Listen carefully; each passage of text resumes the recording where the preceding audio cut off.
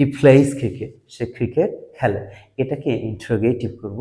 এর আগে আমরা ইন্টারোগেটিভ যখন করেছি তখন ইন্টারোগেটিভ করার সময় আমাদের সাহায্যকারী ভার্ব লাগে শুরুতে, কিন্তু সেখানে পেয়েছি শুরুতেই, কিন্তু এখানে আমরা কোনো সাহায্যকারী ভার্ব পাচ্ছি না।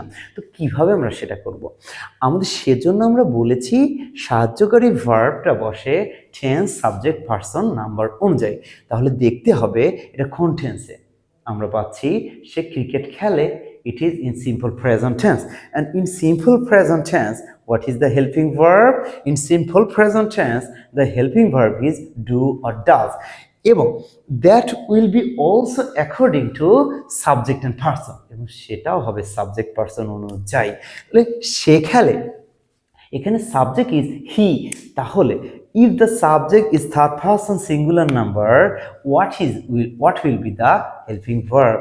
সাবজেক্ট যদি থার্ড পারসন সিঙ্গুলার নাম্বার হয়, হেল্পিং ভার্ব কি হবে? ডাজ। তাহলে কি সে খেলে, সে কি খেলে?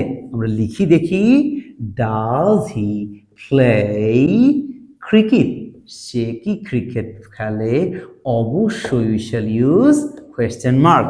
এখন আমরা দেখি গ্রামার ঠিক হয়েছে, ইন্টারোগেটিভ হয়েছে, অর্থ কি চেঞ্জ হয়েছে? সে ক্রিকেট খেলে, সে কি ক্রিকেট খেলে মানে কি? সে ক্রিকেট খেলে না। তাহলে কি এসেছে? অর্থ চেঞ্জ হয়ে গেছে। এই অর্থ যাতে চেঞ্জ না হয়ে যায় তাহলে কি করতে হবে? যা করার হয় তাই করতে হবে। তাহলে আমরা যদি এখানে একটা নট বসিয়ে দেই তাহলে কি সে কি ক্রিকেট খেলে না? সে কি মানে সে আসলে ক্রিকেট খেলে। We shall go to the next sentence. He went home. সে বাড়ি গিয়েছিল, ইন্টারোগেটিভ করব। তাহলে আমরা সে বাড়ি গিয়েছিল কোন টেন্স? হেল্পিং ভার্ব নেব টেন্স অনুযায়ী, it is simple first tense. So সে কি বাড়ি গিয়েছিল? তাহলে যদি আমরা করি we need helping verb. What will be the helping verb here? Did.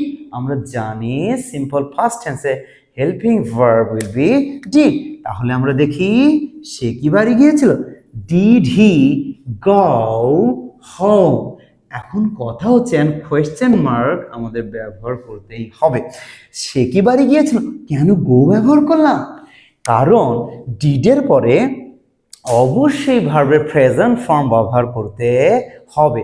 ডিডের পরে কখনোই ভার্বের পাস্ট ফর্ম ব্যবহার করা যাবে না।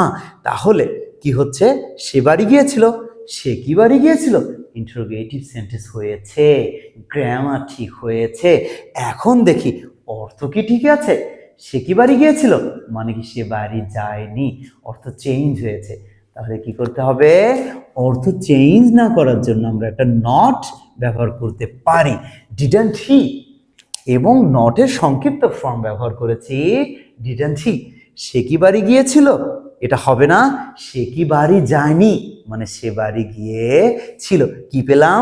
অ্যাফার্মেটিভ কোনো সেন্টেন্সকে ইন্টারোগেটিভ করার সময় ইন্টারোগেটিভও করতে হয়, সাথে নেগেটিভ করতে হয়, এবং সেই হেল্পিং ভার্ব আমরা বসাবো টেন্স, সাবজেক্ট, পার্সন এবং নাম্বার অনুযায়ী। তো ভালো থাকবেন। আসসালামু আলাইকুম।